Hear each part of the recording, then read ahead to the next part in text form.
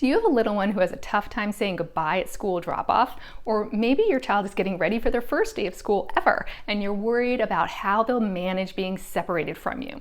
It pulls at your heartstrings seeing your child upset, so I'm going to share with you 3 psychology-backed tips to make the first day of school a breeze.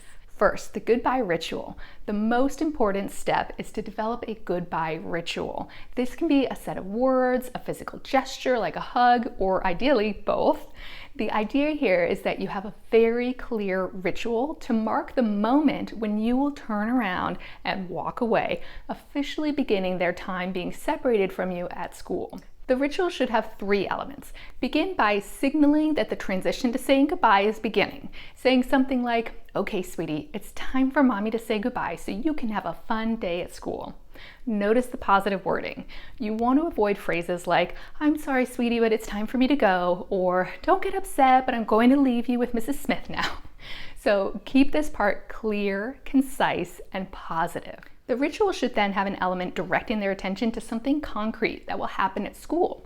This way, they can try to hone in on that visual rather than ruminate over you walking away.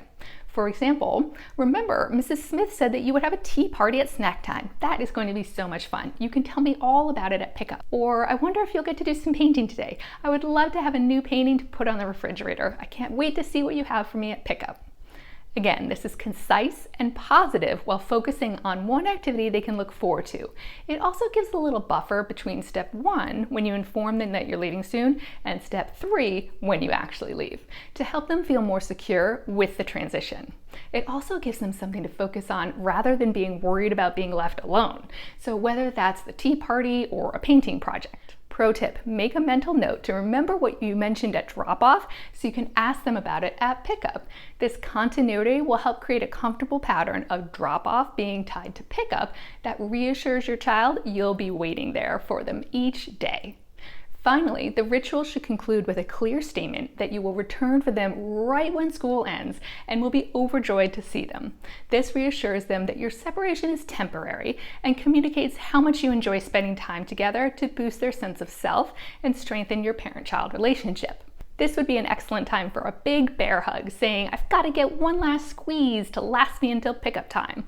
Or perhaps a big high five saying, "You've got this, little buddy." Then you add, "I love you so much and can't wait to see you right here at 1 p.m. The second drop-off tip is the dress rehearsal. In this step, I'll introduce a very useful parenting strategy called behavioral rehearsal. This is a technique psychologists use in therapy in which you imagine and practice the behaviors and social skills necessary for an upcoming situation that might be causing some anxiety.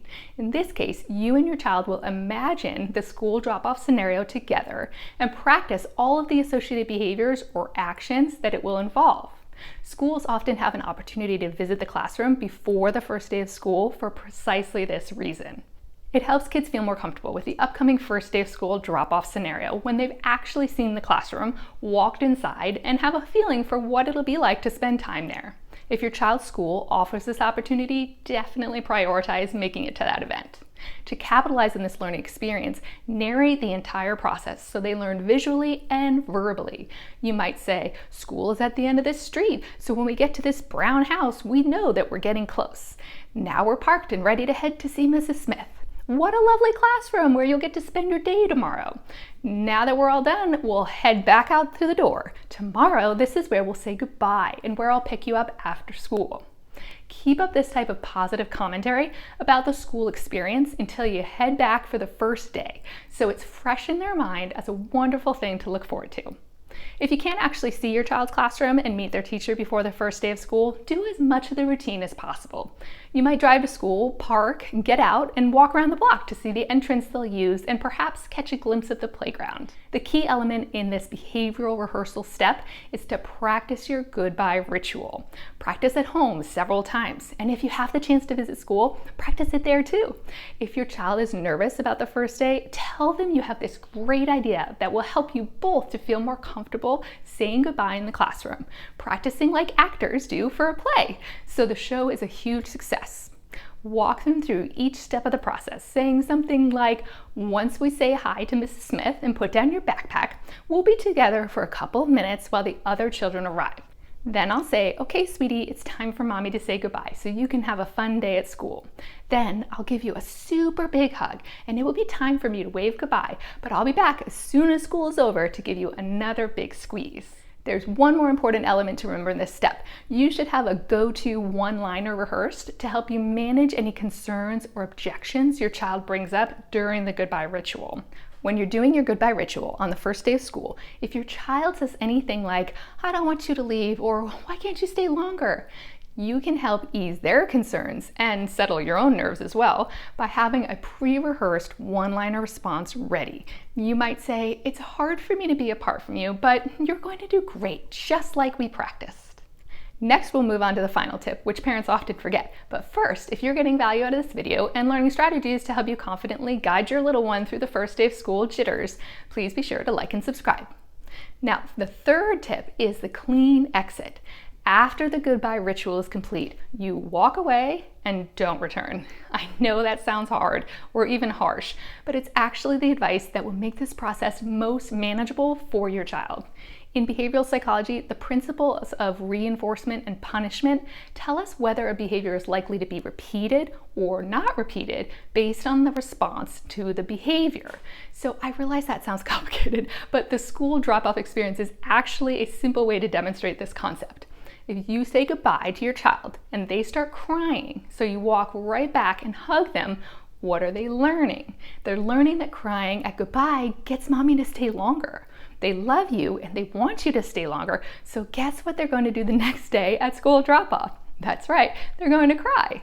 They learned through positive reinforcement, your attention when you come back to them, that crying gets them more mommy time. In contrast, if you say goodbye to your child and they start crying, but you continue to leave and wave or blow them a kiss as you walk away, what are they learning?